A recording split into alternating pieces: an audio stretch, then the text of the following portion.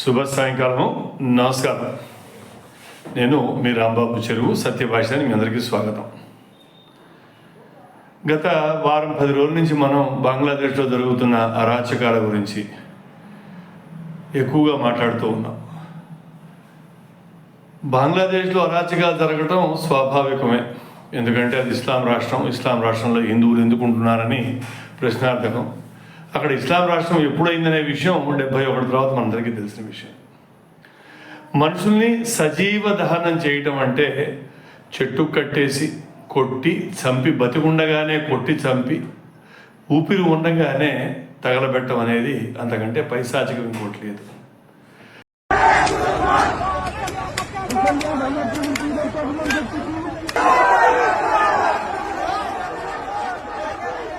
మళ్ళీ ఏమన్నా అంటే టెర్రరిజానికి మతం ఉండదు అంటారు. కానీ అది కొడుతున్నప్పుడు, వాడిని చంపుతున్నప్పుడు, అది అగ్గి పెడుతున్నప్పుడు అల్లాహు అక్బర్ అనే మాటలు మనం వింటూనే ఉన్నాం. దానికి తోడు మన వాళ్ళ ప్రతిస్పందన ఏమిటంటే, ఒకళ్ళు ఇద్దరు హిందూ నేతలు మాట్లాడారేమో, హిందువులుగా ఉంటూ అపోజిషన్ పార్టీలో ఉన్న రేవంత్ రెడ్డి గారు, హిందువులుగా ఉంటూ అపోజిషన్లో ఉంటున్న దిగ్విజయ్ సింగ్ గారు, తర్వాత అఖిలేష్ యాదవ్ పార్టీ మనుషులు, వీళ్ళందరూ ఏమంటున్నారంటే ఇక్కడ ముస్లిమ్స్ జరగట్లేదా కాబట్టి అక్కడ అవుతోంది అని దాన్ని సమర్థించే భావన కొంచెం బాధాకరమైంది. ఇక్కడ ఒకటో ఈ రెండో స్పార్డియాక్ ఇన్సిడెంట్స్ అంటాం, అంటే అకస్మాత్తుగా తాత్కాలికంగా జరిగినవి ఒకటో రెండో భారతదేశం తర్వాత ఉంటూ ఉంటాయి.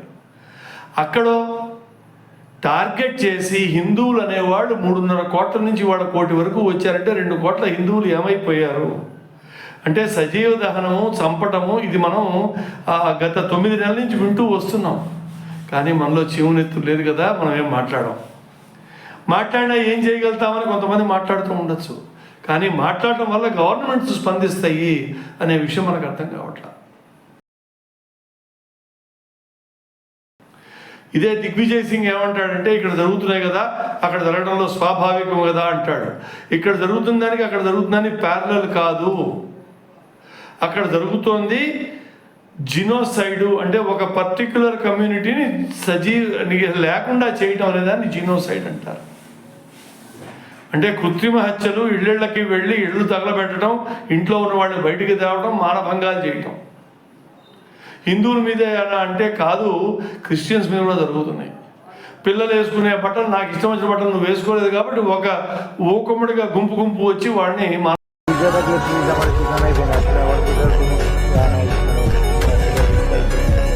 భంగం చేసి అవమానం చేసి చంపేయచ్చు.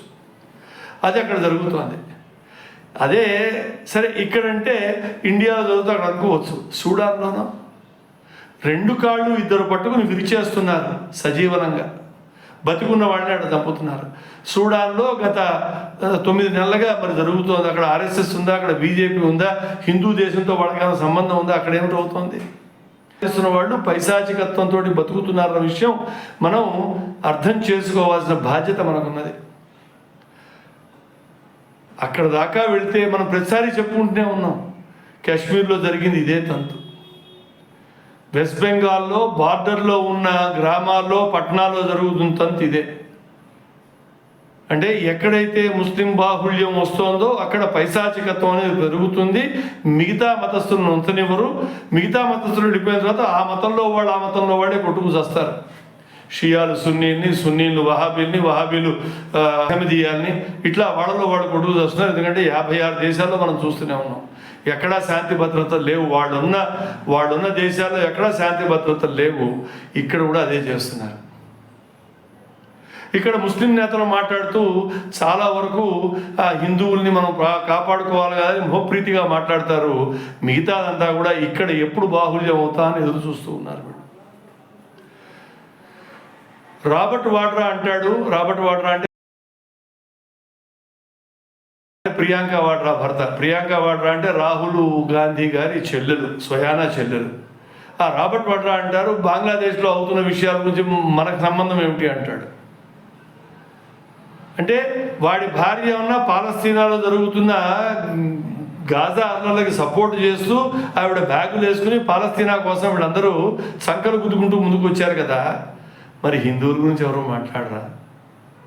వెస్ట్ బెంగాల్లో జరుగుతున్న జినోసైడ్ గురించి మాట్లాడరా? మలబార్ ప్రాంతంలో జరుగుతున్న, కేరళలో మలబార్ ప్రాంతంలో జరుగుతున్న జినోసైడ్ గురించి మీరు మాట్లాడరా? హైదరాబాద్ పాత బస్తీలోకి మన వాడు వెళ్ళలేని పరిస్థితి ఉన్నప్పుడు వీళ్ళు మాట్లాడరా? రేవంత్ రెడ్డి ఎద్దేవా చేస్తాడా? మీ దేవతలు ఎంతమంది? కళ్ళు తాగే దేవతలు, పెళ్లి కావాల్సిన దేవతలు, పెళ్లి చేసుకునే దేవతలు ఎంతమందిని మాట్లాడతాడా?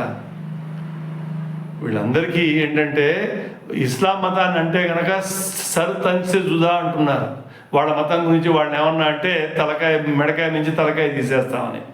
వీళ్ళు ఎన్నన్నా కూడా వీళ్ళు ఎవరు ఏమనట్లేదన్న ఒక ధైర్యంతో వీళ్ళు మాట్లాడుతున్నారా?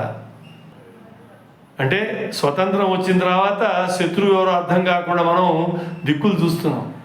శత్రువు ఒకసారి అర్థమైన తర్వాత బయట లోపల లేదు. ఎందుకంటే 1000 ఏళ్ల పాటు ఇస్లాం వాళ్ళని రాజస్థాన్ నుంచి, హర్యానా నుంచి, పంజాబ్ నుంచి వెళ్ళగొట్టిన దాఖలాలు మనకి హిస్టరీ, రికార్డెడ్ హిస్టరీ ఉంది. శత్రువు తెలియాలంటే, శత్రువుని ఒకసారి అర్థం చేసుకున్న తర్వాత మన ముందెవరూ ఆగలేరు. కాబట్టి మిత్రులారా, ఈ ఆవేదన నేను పడుతోంది నా ఒక్కడి కోసం కాదు, మనందరి కోసం, మన భవిష్యత్ తరాల కోసం.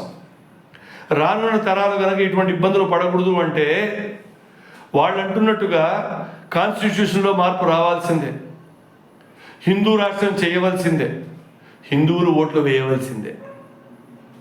మిత్రులారా, 10 మంది 10 చోట్ల మాట్లాడండి, గ్రామం నుంచి మాట్లాడండి, వీధికి రాండి, పంచాయతీకి వెళ్ళి అల్లరి చేయండి, వీధిలోకి వచ్చి మాట్లాడండి.